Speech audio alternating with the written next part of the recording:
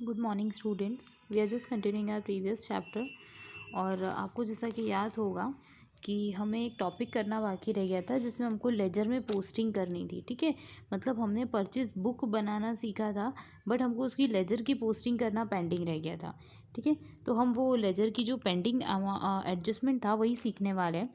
तो आप अपनी बुक के अंदर देखिए, क्वेश्चन नंबर 15 जो है वो यही बोलता है, जैसे डी वाला जो पॉइंट है उसी के अंदर ये है, preparation of purchase book, sales book and posting in laser.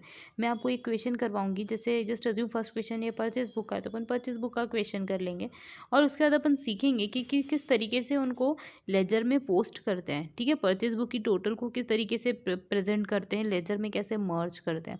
आपको पता है लेजर में सारी डिटेल्स होती है, बट परचेज बुक में सिर्फ क्रेडिट परचेज की डिटेल्स होती है। तो टोटल परचेज की इन्फॉर्मेशन अपन को मिल सकती है लेजर के थ्रू। ओके, सो अपन कैसे पोस्टिंग करेंगे ये सीखेंगे। मैं आपको परचेज बुक का एग्जांपल दूंगी, आप सेल्स बुक का एग्जांपल कीजिएगा। प्लस हमारे साथ एक और चीज़ है कि हमने जो लास्ट आपको पता है लेजर वाला चैप्टर किया था, तो उसमें कुछ क्वेश्चंस हमने छोड़े थे, तो वो उसी से रिलेटेड है। ये दोनों टॉपिक जो है ना वो को रिलेट करते हुए हैं कि बुक को कैसे बनाना है और बुक की पोस्टिंग लेजर में कैसे करनी है।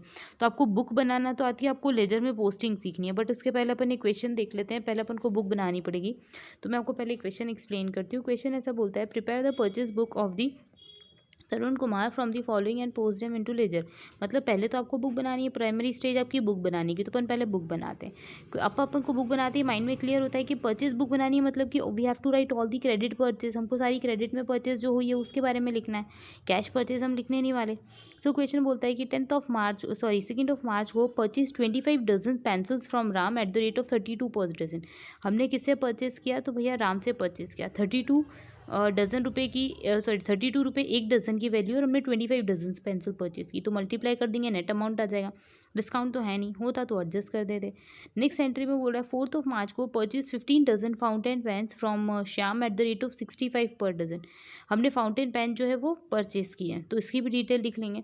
Next, purchase 4 tables from Sohan at ₹65 per table. अब आप कॉमन सेंस लगाइए, यहाँ पे पेन पेंसिल फाउंटेन पेन की बात हो रही है और यहाँ पे टेबल्स की बात है, तो टेबल्स अपने ले गया है असिड्स है, तो क्या हम असिड्स की परचेज अपनी परचेज बुक में लिखते हैं क्या? No, definitely. मतलब आपको ध्यान रखना है कि ये एंट्री हमारी बुक्स ऑफ अकाउंट्स में नहीं आने वाली है। ये एंट्री कौन सी बुक में जाएगी, मतलब परचेज बुक में तो नहीं जाने वाली, तो ये कौन सी बुक में जाएगी? जनरल प्रॉपर में, क्योंकि टेबल्स अपने लिए असिड्स का रोल प्ले करेगी। तो ये असिड्स की परचेज करी हमने क्रेडिट में, तो ये जाएगी जनरल प्रॉपर में। तो ये चीज़ ध्यान रखिएगा कि इसी क्वेश्चन के बीच में हर एंट्री नहीं करनी है, आपको कंसिडर करना है कि सिर्फ क्रेडिट परचेज ऑफ गुड्स ही लिखना है। Next, purchase 4 packets of carbon paper at the rate of 22 per packet, marketing cash payment to Anupam brother. अब आप देखिए, यहाँ पे तो हमने कैश का पेमेंट भी कर दिया, मतलब क्या ये एंट्री भी हम लिखने वाले हैं क्या? No, answer would be no. भले ही हमको नाम दे रखा है कि हमने अनुपम ब्रदर से परचेज किया, बट हमको ये पता है कि हमने कैश का पेमेंट किया, तो we need not to write that particular entry. तो अपन 6 मार्च की और 8 मार्च की एंट्री नहीं लिखेंगे। नेक्स्ट बोल रहा है मार्च 12 को purchase 20 dozen slates from Ashok Kumar at 42 per dozen. तो कोई दिक्कत नहीं है, ये अपन लिख देते हैं। तो अपन पहले बुक बनाते हैं, तो बुक बनाते हैं तो अपन एंट्री लिखना स्टार्ट करते हैं।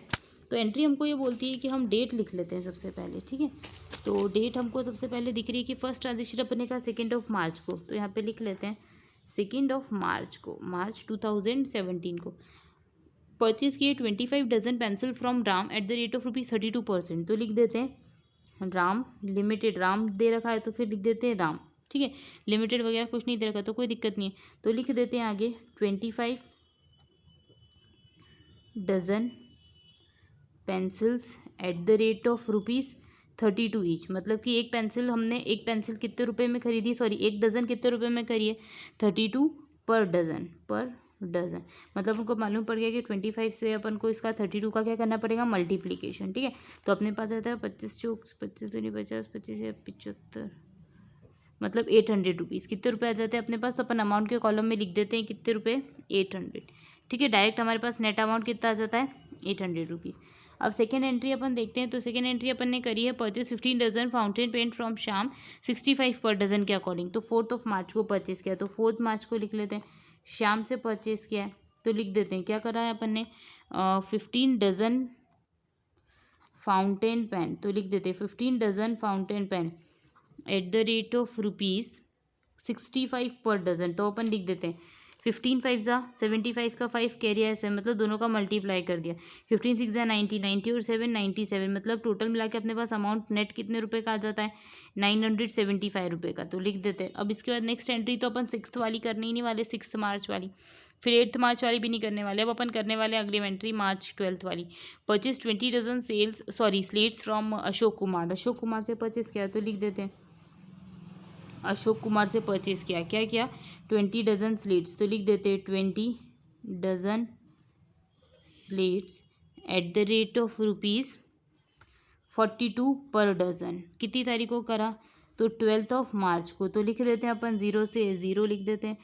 2 2 ज़ा 4, 4 2 ज़ा 8, मतलब 840 रुपये का अपना क्या हो जाता है, परचेज हो जाता है। क्या हो जाता है, परचेज हो जाता है। तो अपन लिख लेते हैं टोटल ऑफ परचेज बुक, मतलब टोटल ऑफ परचेज बुक यानी कि हमारी टोटल क्रेडिट परचेज कितने रुपए की हो जाती है बेटा, तो ये सब टोटल कर लो। तो 800 प्लस 975 प्लस 840, अल्टीमेटली 5 का 5 7 4 11 1 8 और 1 9 9 18 18 8 और 8 16, ठीक है। तो अपने पास आता है 26 26 15 2615। तो टोटल कितने आ गई, 2615 की हमारी क्रेडिट में परचेज होगी। दैट्स इट, ये तो अपन समझ गए। अब अपन इसको लिखते हैं लेजर की फॉर्म में।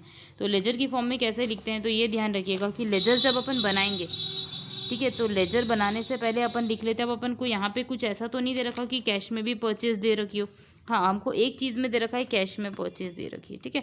तो अपन ये लेजर में एंट्री बनाते हैं, तो अपन लिख देते हैं परचेज अकाउंट, लिख देते हैं परचेज अकाउंट। तो परचेज अकाउंट बनाते कैसे हैं, तो date particular LF debit amount credit amount लिख देते हैं। सॉरी, डेट पर्टिकुलर जेएफ रुपये, डेट पर्टिकुलर जेएफ रुपये। ये तो आपको पता होगा, ये हमारे लिए डेबिट साइड होती है, ये हमारे लिए क्रेडिट साइड होती है। अब हमारी देखो परचेज की टोटल कितनी आ जाती है, 2615, मतलब मेरी ये हम समझ गए कि क्रेडिट परचेज कितने रुपये की, 2615। अब अपन ये क्रेडिट परचेज जो है वो यहाँ पे मेंशन कर देते हैं, ठीक है। क्या कर देते हैं, अब अपन हमारे पास क्रेडिट परचेज जो होती है वो कितने रुपये की आती है बेटा, 2615 रुपये की आती है। तो अपन लिख देते हैं जो हमने परचेज करी है, कितने रुपए की परचेज करी है, 2615 की। तो यहाँ पे अपन लिख देते हैं हमारे पास परचेज है, तो अपन हर किसी का लेजर बना लेते हैं। तो 2615 का परचेज अपन जो है वो लिख देते हैं, ठीक है। तो यहाँ पे लिख देते हैं 2 सन्ड्रीज।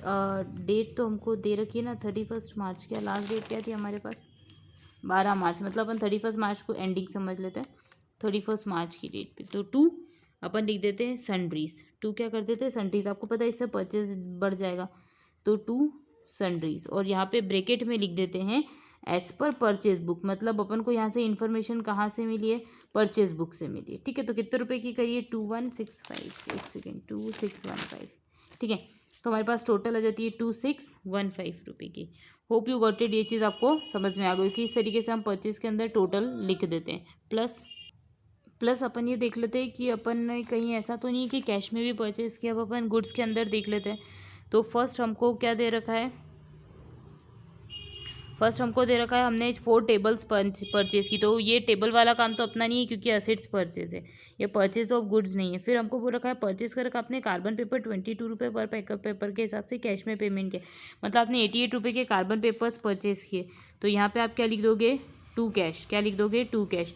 और आपको पता है कि आपने 42 रुपये पर डज़न के अकॉर्डिंग गलत बोल दिया मैंने, 22 रुपीज़ पर पैकेट के अकॉर्डिंग 4 पैकेट्स परचेज किए, यानी कि 88 रुपये की आपने परचेज कर रखी है। कितनी डेट को कर रखी है, तो उन्होंने अपन को डेट बता रखी है 8। वैसे बेटा ये ऊपर जाना चाहिए, नीचे आना चाहिए, मैंने एक चीज़ गलती कर दी, मैंने आपको बताया नहीं, मैं कट कर देती हूँ। डेट के अकॉर्डिंग अपन चलते हैं, बेटर रहेगा, आपको ही समझ में आ जाएगा। मेरे को ये ध्यान से उतर गया था कि कैश में भी होगी। आप एक चीज़ ध्यान रखिए, जो हमने लिखा है वो तो सही लिखा है, बट डेट के अकॉर्डिंग गलती हो गई। तो डेट जो है ये पहले कैश परचेज की आ रही, तो कैश में जो हमने गुड्स परचेज करे वो कितने रुपये के, 8 मार्च को। तो लिख देते हैं 8 मार्च को। 2 कैश में परचेज करा अपन ने 88 रुपये, कैसे आया, तो ये आंसर आया है 4 × 22, ये मैं आपके नॉलेज के लिए लिख रही हूँ। प्लस अपन ने 12 मार्च को आखिरी में गुड्स परचेज किए, सॉरी परचेज बुक से लेके आए अमाउंट, तो लिख देते हैं 12 मार्च को हम परचेज बुक से लेके आए। तो यहाँ पे लिख देते हैं 2 सन्ड्रीज, मतलब कि जो भी था हमने जिस पार्टी से लिया उन सबकी डिटेल्स आ गई। और लिख देते हैं एज पर परचेज बुक के हिसाब से हमारे पास आए, तो कितने रुपए आ गए, 2615। 2615। अब अपन को पता है क्रेडिट में तो कुछ है नहीं, तो इधर का अपन टोटल कर देते हैं। टोटल करते 8 5 3 13 6 सॉरी 8 9 10 0 कह रहे हैं, 0 60 270 कितना टोटल आ जाता है 2703। यहाँ पे अपन लिख देते हैं। और यहाँ पे ये क्रेडिट साइड में कुछ अमाउंट नहीं है, तो यहाँ पे बैलेंस जो हमारा आ जाएगा वो कितने रुपये आ जाएगा, तो यहाँ पे क्रेडिट साइड में लिख देते हैं बाय। ये बैलेंस नहीं होता है वैसे, ये जो बैलेंसिंग फिगर होता है इसको अपन क्या करते हैं ट्रांसफ़र करते हैं कौन से अकाउंट में। यहाँ पे मैं लिख देती हूँ आपके लिए बैलेंसिंग फिगर, ताकि आपको ध्यान हो कि ये बैलेंसिंग फिगर है। बैलेंसिंग फिगर जो अपन है कौन से अकाउंट में ट्रांसफ़र करते हैं, तो आपको पता है ये चीज़ ट्रेडिंग अकाउंट की होती है, तो यहाँ पे लिख देंगे बाय ट्रेडिंग अकाउंट। और ट्रेडिंग अकाउंट में कितने रुपए चले जाएंगे 2703। ठीक है, ये चीज़ अपन समझ लेते हैं कि 31 मार्च को करें, तो इसका बैलेंस तो यहाँ पे कैरी होगा नहीं।